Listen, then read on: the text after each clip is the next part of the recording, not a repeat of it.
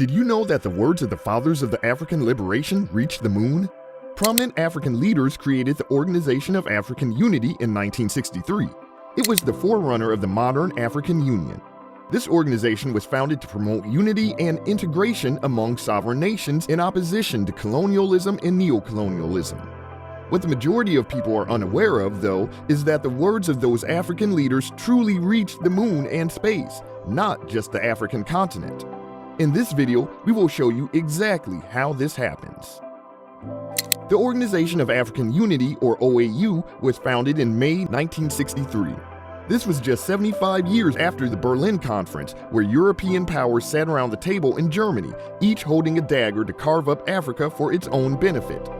Colonialism was strong on the continent, with several countries serving as European colonies. By 1950, Liberia, South Africa, Egypt, and Ethiopia were the only independent countries on the African continent. South Africa and Egypt won independence from Britain. Ethiopia was never colonized, but was invaded by Italy from 1936 to 1941. Liberia is an exception. It deserves to be in a separate category in video due to its unique origin. But from 1950 to 1963, a strong wave of independence swept the continent. From Libya in 1951 to Uganda in 1962, over 30 countries have gained independence from Europe. In April 1958, Accra, Ghana hosted the first Congress of Independent African States. The participants include countries such as Ethiopia, Ghana, Liberia, Libya, and Morocco. The conference had several objectives. One was to consider ways to safeguard the independence and sovereignty of participating countries. Another was to help dependent African territories in their efforts to gain self-government. 2 years after this conference, in 1960 alone, there were 17 new independent African countries. And that is why 1960 is known as the Year of Africa. But there were issues to be solved. By 1961, two separate organizations of independent African countries existed. They differed in their views on Africa's future. On one side, we have the Casablanca Group. It has 7 states, including famous statesmen like Kwame Nkrumah of Ghana, Gamal Abdel Nasser of Egypt, and Sékou Touré of Guinea. They believed in a political unification of Africa, a pan-African authority that would enable Africa to defeat colonialism. On the other side are the Monrovia Group. It includes Liberia, Nigeria, Senegal, Cameroon, and most of Francophone Africa. Its members believe in cooperation and harmony between African nations. They do not support the political federation and deep integration promoted by the Casablanca Group. Both groups were trying to reach the same shore, but by different means. While the Casablanca Group believed in Pan-Africanism as a solution to Africa's problems, the Monrovia Group believed in nationalism. Ethiopian Emperor Haile Selassie resolved this dispute. He invited both groups to Addis Ababa, and on May 25, 1963, the Organization of African Unity was born. Its headquarters was established there at Addis Ababa in Ethiopia. This day, when 32 independent states signed a charter promising to work together going forward, is remembered by some as the African Liberation Day. The OAU selected Haile Selassie as its first president, and in his remarkable acceptance speech, he said, quote, "We know that there are differences among us. Africans enjoy different cultures, distinctive values, and special attributes. But we also know that unity can be and has been attained among men of the most disparate origins, that differences of race, of religion, of culture, of tradition are no insuperable obstacle to the coming together of peoples," end quote. A short-lived predecessor of the OAU was the Union of African States, composed of 3 countries of the Casablanca Group: Ghana, Guinea, and Mali. It was formed in 1958, but dismantled in 1962, just before the establishment of the OAU. Among other things, the OAU aimed to coordinate and intensify the cooperation of African states. This was to achieve a better life for the people of Africa. It also looked to defend the sovereignty and independence of African states, thus eradicating every form of colonialism and white minority rule on the continent.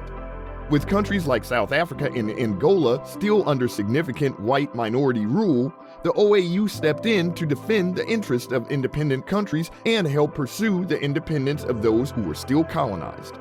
To help with this, the OAU put forth a liberation committee to aid independence movements and look after the interests of states that had already gained their independence. In fact, numerous nations were still gaining their independence from European nations after the OAU was founded. One of these nations was Kenya, where Jomo Kenyatta was the first Kenyan national to be appointed prime minister first and then president. He would also have an important role in the following years of the OAU. The organization had more goals. They included promoting human rights across Africa, improving the living standards of all Africans, and settling disputes between member states. They aimed to do this without fighting, but through diplomacy and peace. The African leaders worked with the OAU until 2001, when it was disbanded with 52 members present, and it gave way to the formation of the African Union. During the existence of the OAU, almost 20 African nations shook off the colonial yoke that afflicted them and declared themselves independent from European nations. However, what is maybe less known and what unites us today is the relationship of the African leaders behind the OAU in outer space. Let us dive in to discover such an amazing link and learn how the worlds of some founders of the OAU reached the moon. If you recall, the end of the Second World War brought about some nasty competition between the United States and the Soviet Union. It was a conflict between capitalism and socialism that was known as the Cold War, and while the US and USSR never directly had conflict, they competed on just about everything, from economics to proxy wars and military might. One area where both countries competed fiercely was the space race. And after Yuri Gagarin became the first human to journey into space in 1961, the United States immediately launched a counter-program to outdo the Soviets. The Gemini 5 mission, which took place in August 1965, was a part of NASA's broader Project Gemini mission. Some of the objectives of this mission were to evaluate the performance of the Gemini spacecraft for a period of 8 days and to evaluate the prolonged exposure of the two-man crew to the space environment. It was the third crewed flight on this mission and the 11th crewed American spaceflight to be recorded. It lasted for about 190 hours, enough time to hold the world record for duration, breaking the Soviets' records set by the Vostok 5 program in 1963. In general, the Gemini 5 project was a success because it laid the foundation for future Apollo projects.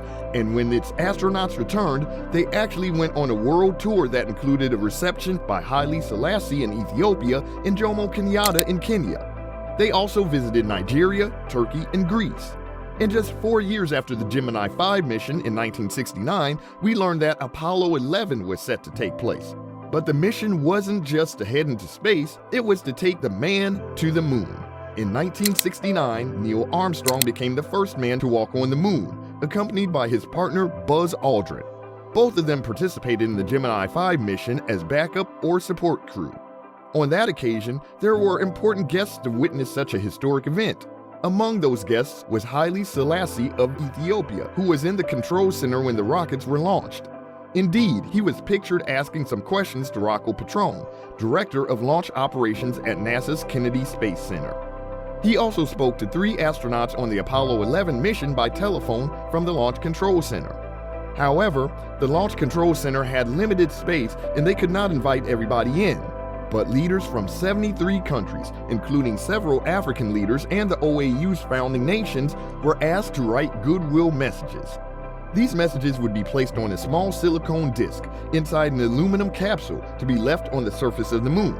The technology used to capture these messages was the same as that used to make integrated electronic circuits. The leaders of Ethiopia, Chad, Ivory Coast, Kenya, Liberia, Senegal, Tunisia, and Madagascar, founding members of the OAU, contributed with messages of goodwill. Nowadays, the African Union is the organization that inherits the works done by its predecessor. It was formally established after Libyan head of state Muammar al-Gaddafi had spearheaded this idea in the mid-90s. Officially, the African Union was launched in Durban on July 9, 2002. Former South African President Thabo Mbeki served as its first chairperson. At the moment, the AU has about 50 member states and 9 observers. All member states of the United Nations that are based in Africa are members of the AU, as is the partially recognized state of the Sahrawi Arab Democratic Republic, or SADR. Even the African diaspora is considered the 6th region of Africa, according to this organization. In the OAU, the fathers of the African liberation seated around the same table to discuss the future of Africa. Its influences can be seen today in different leaders and organizations around the world. And as we have seen, their words and works were not limited to the planet Earth, because now, as we speak, the words of African leaders are resting on the moon.